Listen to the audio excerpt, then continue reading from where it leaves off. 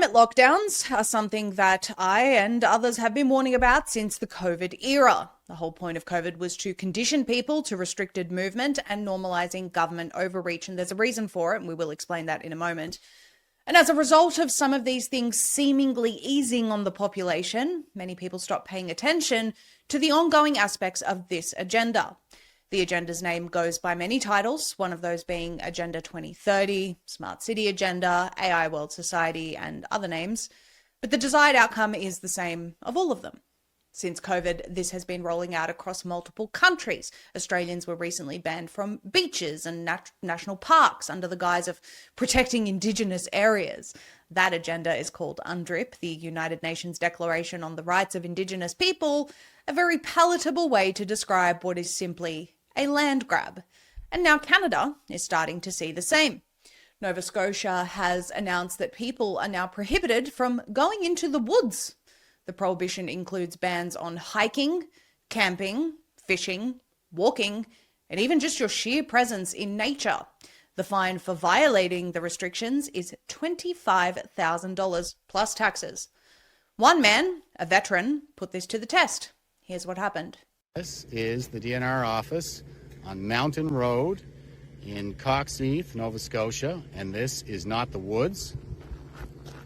But back here, this is the woods. So I have a couple of conservation officers with me right now who are not on camera but have advised me that if I go into the woods, if I defy their orders to go into the woods, then I will be fined, and they also said that they would double my fine to $50,000. So I'm going to walk down here and go into these woods.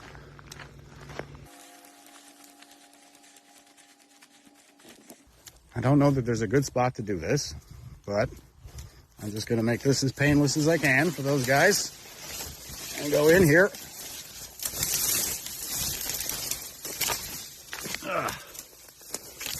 And they have me on camera as well, walking in the woods. All right, isn't this great?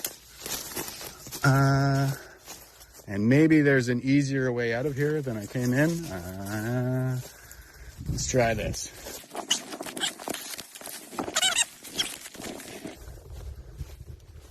We good? Okay. Okay. And I didn't ask, but did you write the ticket already, or? Nope, we'll meet you back out front. Back out front at the reception desk there?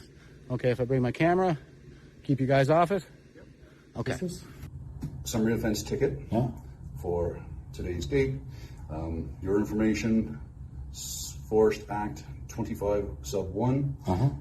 Fine is $28,872.50. Okay. I thought it was 25,000. It's 28,870. Court costs, victim fees. Taxes. Oh, victim fees. Yeah. Okay. Sounds good. That veteran's name is Jeff Everly, and yes, you heard right. $25,000 plus taxes plus victim fees. We're not sure who the victims of the supposed crime of walking in grass are, but there you have it, ladies and gentlemen, the next phase of punishing people for being in nature.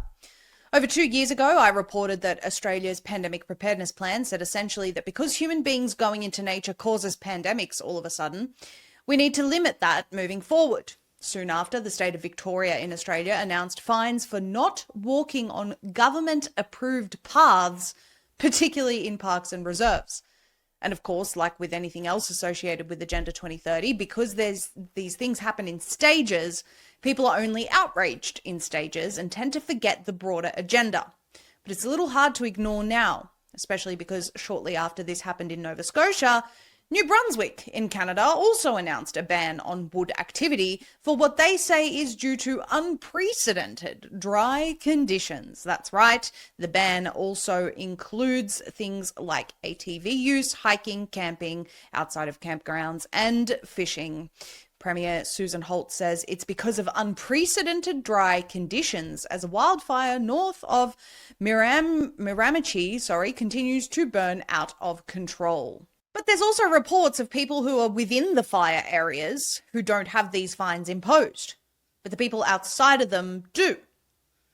In September of 2022, almost 3 years ago now, I did an extensive report on InfoWars on something called the Melbourne Experiment, a report conducted by Monash University in conjunction with the UN in response to COVID, the lockdowns, and other measures taken.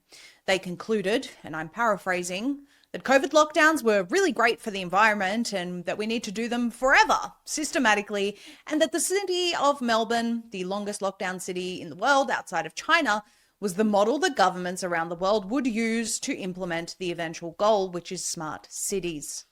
Climate lockdowns is how they achieve that goal, step by step, in order to establish these smart cities, which are supposed to keep you trapped within a 15-minute radius forever. Now, at the time, smart cities were a fringe, far-right conspiracy theory by the anti-vaxxers and the like. Here's an excerpt of that report where we found documents showing clearly that the plan was to ban people from nature in Sydney, with the Premier of New South Wales, which is the state that Sydney is in, Dominic Perrottet, announcing his vision for the smart city in Sydney. But the problem is that they don't want to give you the choice of living in these highly livable cities. They want to push you into living into these highly livable cities, which is why they have to keep marketing it that way. The pandemic has given us new ways to reimagine living and working.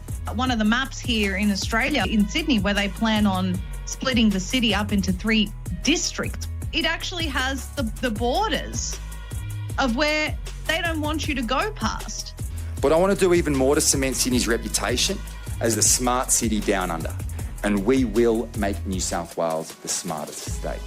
The pandemic has given us new ways to reimagine living and working, become future-focused precincts of tomorrow. Your tax file number, your car registration, your credit card, everything will be linked to this digital ID. So what happens when you leave your district? This network will link every port, integrating 6 cities like never before. And it will accelerate the next stage of our economic evolution, all within reach of an urban hub. When you leave that little border, what happens if you want to go to the mountains one day outside of your district? The pandemic has given us new ways to reimagine living and working. Because this is an information war. This is a war on your very mind. And if you think this agenda doesn't apply to the US, the agenda where we call cities districts, think again. Here is a UN map from the 90s showing all of the off-limits areas proposed for the United States. In red are the areas that are little to no human use. Yellow is highly regulated use. Light blue is what they call zones of cooperation.